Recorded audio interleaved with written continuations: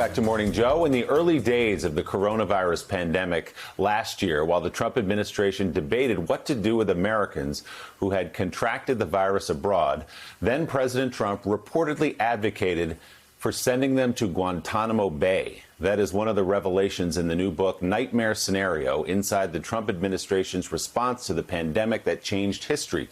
The Washington Post obtained a copy of the book ahead of its publication later this month. According to the authors, in the Situation Room in February of 2020, before the U.S. outbreak exploded, the president reportedly asked, quote, "Don't we have an island that we own? What about Guantanamo?" President Trump went on to say, "We import goods. We are not going to import a virus." Aides reportedly were stunned, as you can imagine. And when Trump brought it up a second time, they quickly scuttled the idea, worried about a backlash over quarantining American tourists on the same Caribbean base where the United States holds terrorism suspects. You think? The book also describes another incident where President Trump was speaking with then Health and Human Services Secretary Alex Azar. Trump reported to have yelled this, quote, "I'm going to lose the election because of testing. What idiot had the federal government do testing?"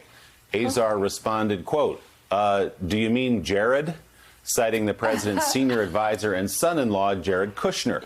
Kushner had vowed to take charge of a national testing strategy just days earlier. So, Joe and Mika, a lot to digest there, but let's go back to the first story.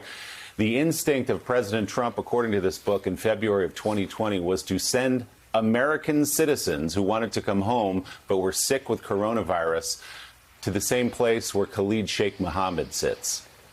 Now we know why he wanted to buy Greenland. It's just so... Or put moats around things. The ignorance.